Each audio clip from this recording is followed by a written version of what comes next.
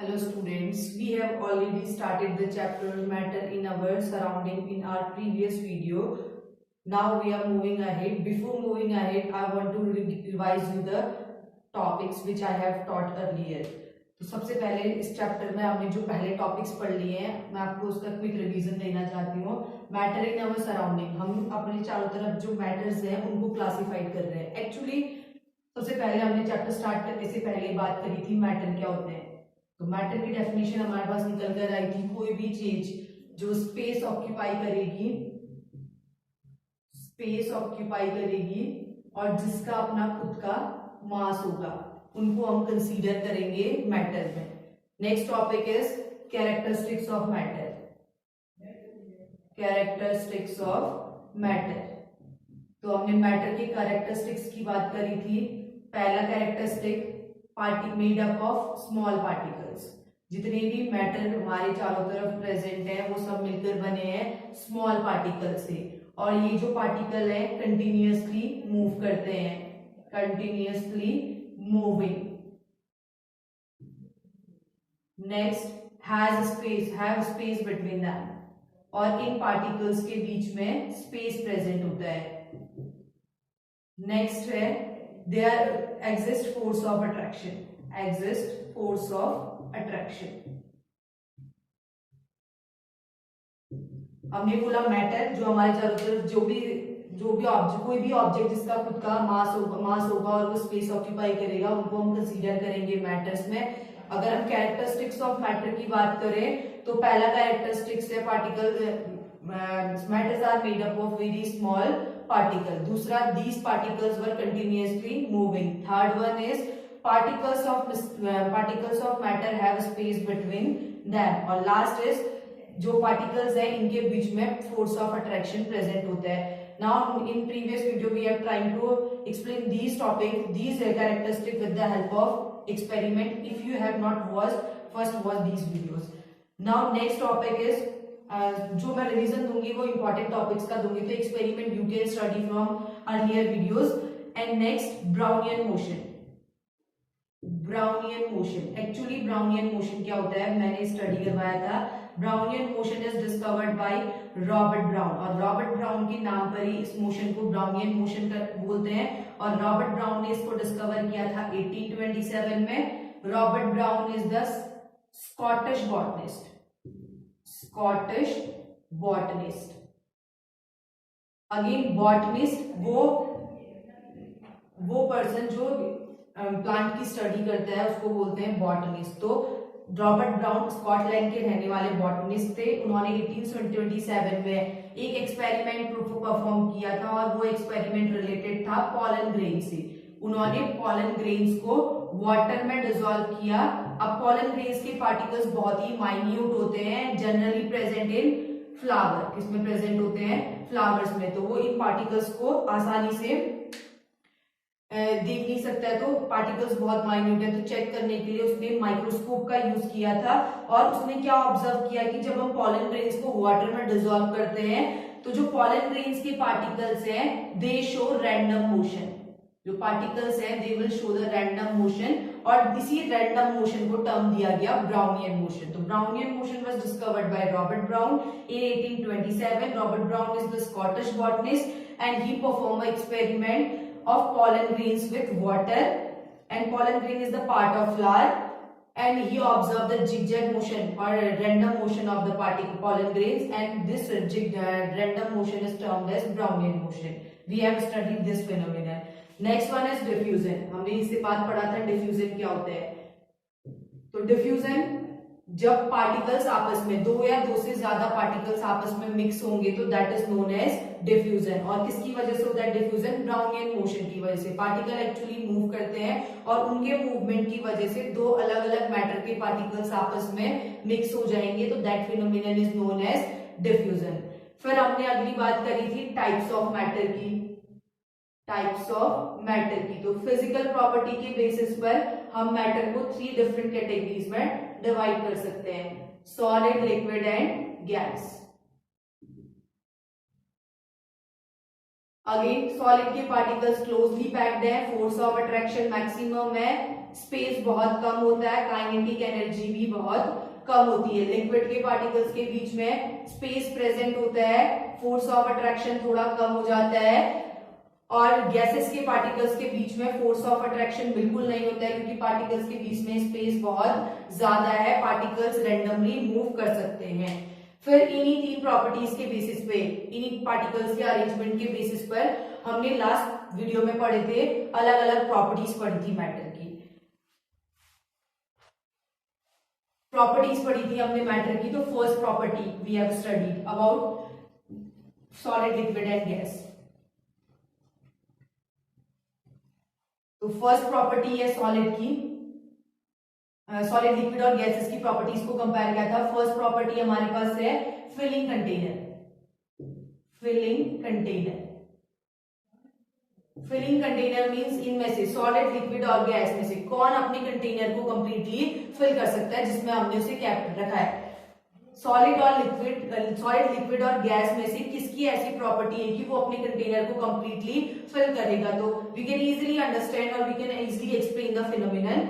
हम बोलेंगे गैस अपने कंटेनर को कंप्लीटली भर सकता है, देन लिक्विड भरेगा, देन सॉलिड भरेगा। और reason, if you want to explain the reason, तो you can easily check the reason from here. Particles का अरेंजमेंट, गैसेस के पार्टिकल्स के बीच में फोर्स ऑफ अट्रैक्शन नेग्लिजिबल है, बहुत कम है, पार्टिकल्स रैंडमली मूव कर सकते हैं। तो जिस भी कंटेनर में हम गैस को फिल करेंगे, गैस के पार्टिकल्स पूरे कंटेनर को कंप्लीटली फिल कर देंगे। देन नेक्स्ट लिक्विड, लिक्विड के पार्टिकल्स के बीच में थोड़ा स्पेस ज्यादा है, फोर्स ऑफ अट्रैक्शन कम है, तो ये भी अपने कंटेनर को भर सकता है, बट गैसेस कंप्लीटली फिल करेंगे, देन लिक्विड करेगा। और सॉलिड के पार्टिकल्स अपने स्पेस को छोड़ के कहीं नहीं जा सकते हैं, तो वो अपने कंटेनर को कंप्लीटली फिल नहीं कर सकते हैं। तो अब मोस्टली जितने भी रीजन है उनको हम एक्सप्लेन कर सकते हैं फोर्स ऑफ अट्रैक्शन के बेसिस पर। नेक्स्ट हमने बोल दिया कंप्रेसिबिलिटी। कंप्रेसिबिलिटी, अगर हम कंप्रेसिबिलिटी की बात करें तो कंप्रेसिबल जो अपनी पोजीशन को चेंज करेंगे उनको बोलेंगे कंप्रेसिबल, उनको बोलेंगे हम कंप्रेसिबल। तो जनरली अगर हम कंप्रेसिबिलिटी की बात करेंगे तो इस कैटेगरी के अंदर हमारे पास आएंगी गैसेस। सिर्फ गैसेस ही कंप्रेसिबल होती हैं, क्योंकि इनके पार्टिकल्स के बीच में फोर्स स्पेस ज्यादा है, फोर्स ऑफ अट्रैक्शन बहुत कम है। अगर कंडीशन है कब कंप्रेसिबल होंगी, जब हम प्रेशर इंक्रीज करेंगे, प्रेशर को इंक्रीज करेंगे और टेम्परेचर को डिक्रीज करेंगे, टेम्परेचर को डिक्रीज करेंगे। इन दोनों कंडीशन के बेसिस पर हम गैसेस को कंप्रेसिबल कर सकते हैं। मींस उनकी पोजीशन को, उनके पार्टिकल्स को अगर हम प्रेशर अप्लाई करेंगे तो गैस के पार्टिकल्स एक दूसरे के इतने क्लोज आ जाएंगे कि ये कन्वर्ट हो जाएंगे लिक्विड स्टेट में। तो जनरली हमारे पास, और अगर हम लिक्विड में प्रेशर अप्लाई करेंगे तो जो पार्टिकल्स है वो अपनी पोजीशन को चेंज नहीं कर सकते हैं। सिमिलरली अगर हम सॉलिड में फोर्स अप्लाई, प्रेशर अप्लाई करते हैं तो ये भी अपने स्पेस को घटा या बढ़ा नहीं सकते हैं। सिर्फ अपने स्पेस को घटाने बढ़ाने की कैपेसिटी किसके पास है, गैस के पास। तो जनरली कंप्रेसिबल कौन होती है, गैसेस। वो भी कंडीशन है, जब हम प्रेशर इंक्रीज करेंगे और टेम्परेचर डिक्रीज करेंगे तो गैसेस इस कंडीशन में कंप्रेसिबल हो जाएंगी। और कंप्रेसिबिलिटी का एप्लीकेशन मैंने आपको बताया था, जो एलपीजी हम यूज करते हैं, that is also the example of application of compressibility. CNG gas जो क्लीनर फ्यूल है, आजकल मोस्टली व्हीकल्स में यूज की जाती है, this is also the application of compressibility. LPG का फुल फॉर्म है liquefied petroleum gas, CNG full form is compressed natural gas. Liquefied petroleum gas, gases में प्रेशर अप्लाई कर रहे हैं और फोर्स को डिक्रीज कर रहे हैं, टेम्परेचर को डिक्रीज कर रहे हैं और प्रेशर को इंक्रीज कर रहे हैं, तो गैसेस के पार्टिकल्स इतने क्लोज आ जाते हैं कि गैस की जो स्टेट है दैट कन्वर्ट्स इनटू लिक्विड। तभी यहाँ पर एलपीजी का full form liquefied petroleum gas. Next property is moving through. Moving through, अगर हम मूविंग थ्रू की बात बोले कि हम किससे आसानी से मूव कर सकते हैं, यू कैन इजीली अंडरस्टूड कि हम गैसेस से आसानी से मूव कर सकते हैं, क्योंकि पार्टिकल्स के बीच में फोर्स ऑफ अट्रैक्शन बहुत कम है, स्पेस ज्यादा है, तो हमें मूव कर सकते हैं हम तीनों से, सॉलिड, लिक्विड और गैस से। पर easily we can move through gas, then liquid and then solid. Next rigidity की बात करते हैं हम। रिजिडिटी, रिजिडिटी मतलब क्या हुआ, रिजिड में हमारे पास जनरली आते हैं सॉलिड। अब रिजिडिटी होता क्या है, रिजिडिटी अपने अंदर किसी भी चेंज को अगर अपोज कर रहे हैं, वो अगर अपनी स्टेट में कोई भी चेंज नहीं आने दे रहा है तो that is known as rigidity. तो हमने देखा कि सॉलिड में, सॉलिड का ना ही शेप चेंज होता है ना ही वॉल्यूम चेंज होता है, ये अपनी पोजीशन या अपने शेप का या अपने जितनी भी प्रॉपर्टीज है उनका अपोज करता है, डिफॉर्म होने से रोकता है उनको, इसलिए रिजिडिटी में हमारे पास आ जाएंगे सॉलिड। रिजिड एक ऐसी प्रॉपर्टी मैटर की जिससे वो अपनी स्टेट का या अपनी पोजीशन के चेंज होने का अपोज करेगा, that is known as rigidity. तो जनरली रिजिड हमारे पास होते हैं सॉलिड और कंप्रेसिबल होती है हमारे पास gases. Next property is fluidity. Fluidity, fluidity means flow करना। तो जनरली अगर हम फ्लो करने की बात करेंगे तो फ्लो के अंदर हमारे पास गैसेस भी आते हैं और लिक्विड भी आते हैं। तो लिक्विड और गैस को जनरली हम बोलेंगे क्या, ये दोनों को एक साथ एक टर्म यूज करते हैं, दैट इज फ्लूइड्स। अगर हम फ्लूइड वर्ड यूज करेंगे तो it means we are talking about gas as well as liquid. तो फ्लूइडिटी वो सब्सटेंसेस जो वो स्टेट ऑफ मैटर जो फ्लो कर सकती है। तो फ्लो कौन कर सकते हैं, लिक्विड और गैस। तो लिक्विड और गैस को कंबाइनली एक साथ बोलते हैं फ्लूइड बोलते हैं। और क्यों मूव कर सकते हैं, force of attraction minimum, gases में बहुत कम है, पार्टिकल्स के बीच में फोर्स ऑफ अट्रैक्शन बहुत मिनिमम है, पार्टिकल्स रैंडमली मूव कर सकते हैं, मूव कर सकते हैं मींस फ्लो कर सकते हैं particle.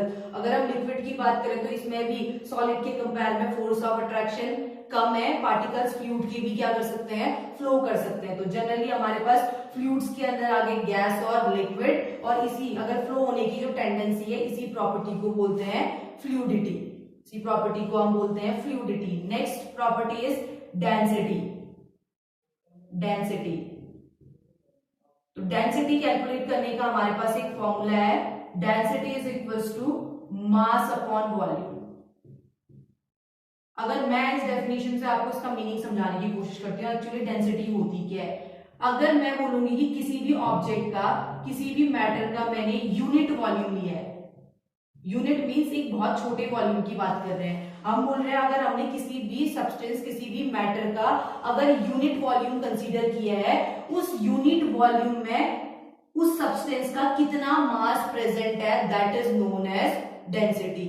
Unit volume, unit volume का मींस कोई क्वांटिटी नहीं, यूनिट वॉल्यूम एक छोटा सा पोर्शन की बात कर रहे हैं, हम उसका एक छोटा वॉल्यूम ले लेंगे और उस वॉल्यूम में चेक करेंगे कि उस सब्सटेंस का या उस मैटर का कितना मास प्रेजेंट है, जितना मास प्रेजेंट होगा वो ही कहलाएगा इसका डेंसिटी। तो अगर हम कंपेयर करेंगे सॉलिड्स की और लिक्विड्स की डेंसिटी के बारे में, तो these were the particles of solid, these were the particles of liquid and these were the particles of gas. अब हम सबका यूनिट वॉल्यूम कंसीडर कर रहे हैं, we are trying to consider the unit volume of solid, liquid and gas. अगर मैं इसका मास check करूंगी तो इसके यूनिट वॉल्यूम में इसका मास बहुत ज्यादा है, इसके वॉल्यूम, इसके यूनिट वॉल्यूम में थोड़ा मास और डिक्रीज हो गया, इसके वॉल्यूम, इसके यूनिट वॉल्यूम में मास और भी डिक्रीज हो गया। तो इसका मींस सॉलिड का की डेंसिटी मैक्सिमम है देन लिक्विड की और देन गैस की।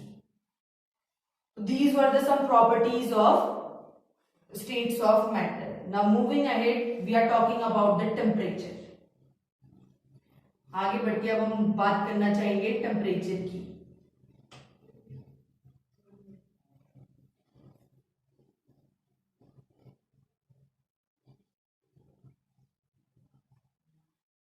टेम्परेचर, और सेकेंड टॉपिक हमारे पास जो होगा that is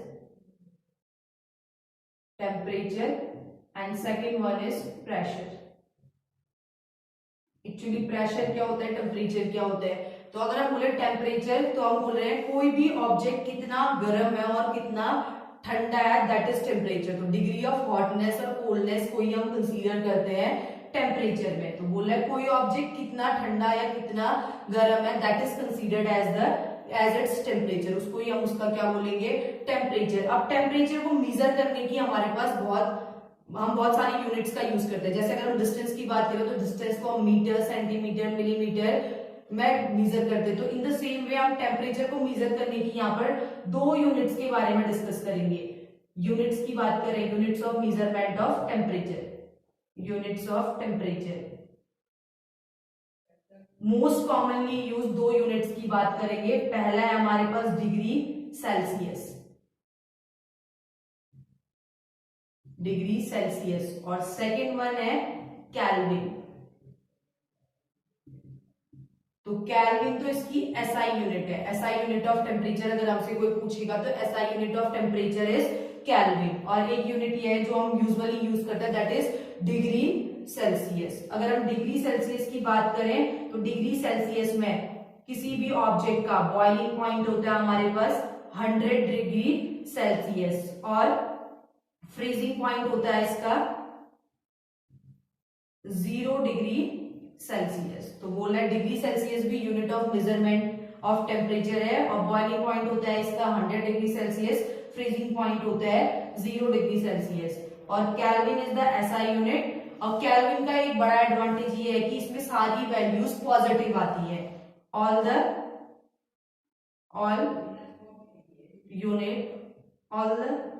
values are taken positive, all the values are taken positive। और अगर इसमें हम बॉइलिंग पॉइंट की बात करें तो दिस इज 373 केल्विन, और अगर इसकी हम फ्रीजिंग पॉइंट की बात करें तो इट इज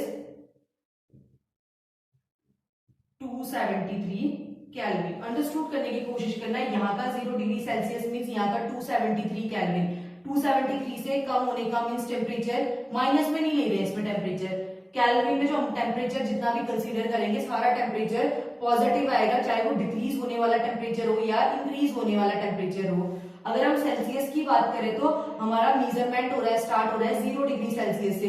0 डिग्री सेल्सियस से अगर टेम्परेचर बढ़ेगा तो इसका मीन्स टेम्परेचर इंक्रीज हो रहा है, और अगर टेम्परेचर घटेगा तो टेम्परेचर 0 डिग्री सेल्सियस से, अगर हम नंबर लाइन की बात करें तो सेंटर पे 0 आता है, इस तरफ नेगेटिव नंबर्स आते हैं और इस तरफ पॉजिटिव नंबर्स आते हैं। तो अगर हम डिग्री सेल्सियस की बात करें 0 डिग्री सेल्सियस से अगर टेम्परेचर इंक्रीज करेंगे तो वो पॉजिटिव वैल्यू शो करेगी, अगर टेम्परेचर को डिक्रीज करेंगे तो it is shown by negative integer. But अगर हम केल्विन की बात करें तो केल्विन में जो 0 डिग्री सेल्सियस है that is 273 kelvin.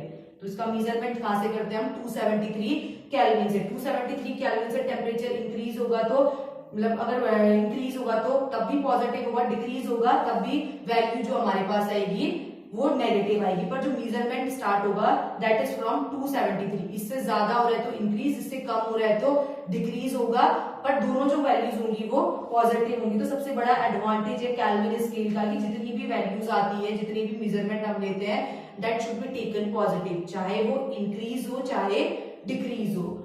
Now relation बता रही हूं आपको डिग्री सेल्सियस और केल्विन के बीच में।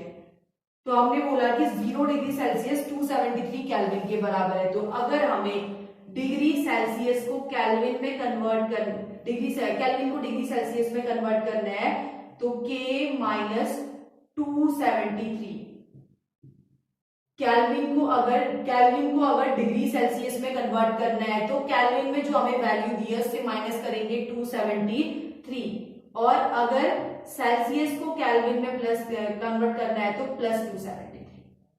This is important for solving the numericals.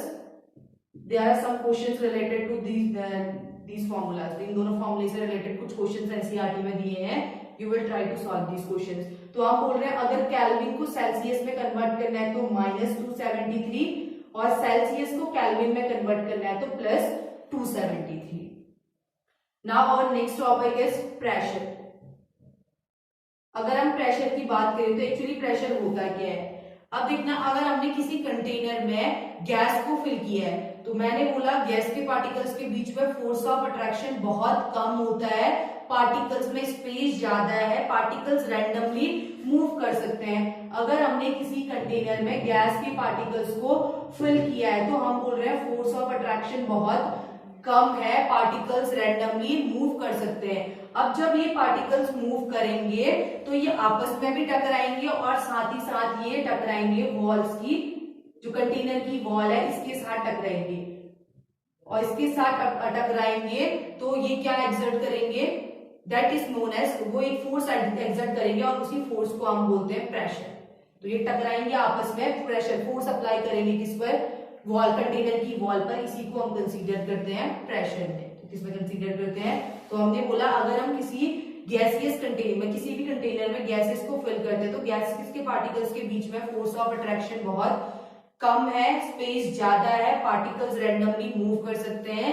जब ये पार्टिकल्स रैंडमली मूव करेंगे, इमेजिन करो क्लास में अगर टीचर नहीं है तो बच्चे सारे 70 स्टूडेंट्स की स्ट्रेंथ है, क्लास में टीचर प्रेजेंट नहीं है तो बच्चे क्या करेंगे, क्लास में रैंडमली दौड़ना स्टार्ट करेंगे, इधर से उधर दौड़ेंगे। जब वो दौड़ेंगे तो उनके आपस में टकराने के या दीवार से टकराने के या बेंच से टकराने के चांसेस ज्यादा हो जाएंगे, और जब वो टकराएंगे तो क्या एग्जर्ट करेंगे, फोर्स एग्जर्ट करेंगे, और उसी को हम बोलते हैं प्रेशर। तो प्रेशर का हमारे पास यहाँ पे फॉर्मूला आता है, pressure is equals to force upon area, force upon area. तो I think you have understood that कि प्रेशर क्या होता है। तो गैसेस के पार्टिकल्स आपस में भी टकराएंगे और साथ ही साथ ये वो कंटेनर की वॉल पर भी फोर्स अप्लाई करेंगे, और उसी को हम बोलते हैं प्रेशर। तो पर यूनिट एरिया में कितना फोर्स लग रहा है, that is considered as pressure. इसको बोलते हैं क्या, प्रेशर। प्रेशर, और प्रेशर को यूजुअली इसकी यूनिट्स जो होती है हमारे पास, that is newton per metre square. जो हम प्रेशर को मेजर करते हैं वो हम मेजर करते हैं इसको न्यूटन पर मीटर स्क्वायर में। और प्रेशर का यूज कहां पर होता है, जब हम गैसेस को कंप्रेस करते हैं, गैसेस को कंप्रेस करते हैं तो that time we increase the pressure और डिक्रीज द टेम्परेचर। तो जब हम गैसेस को कंप्रेस करते हैं that time we increase the pressure और डिक्रीज द टेम्परेचर। तो उस समय क्या है, ये गैसेस के पार्टिकल्स हैं, हमने जैसे ही इन्हें कंप्रेस करने की कोशिश करी, मींस हम फोर्स अप्लाई कर रहे हैं, तो क्या होगा, आफ्टर अप्लाइंग द प्रेशर जो पार्टिकल्स हैं वो एक दूसरे के इतने क्लोज आ जाएंगे कि it will convert into liquid state. तो जनरली गैसेस की कंप्रेसिबिलिटी के लिए प्रेशर और टेम्परेचर की कंडीशन नेसेसरी है। टेम्परेचर को हम 2 यूनिट्स में, यूजुअली 2 यूनिट्स में मेजर करते हैं। एक और यूनिट है that is Fahrenheit, I think you have studied in your previous classes. Degree Celsius, here we are talking about degree Celsius and kelvin. Degree Celsius, kelvin को अगर degree Celsius में convert करना है तो -273, और अगर डिग्री सेल्सियस को kelvin में कन्वर्ट करना है तो +273 degree Celsius. Now thank you.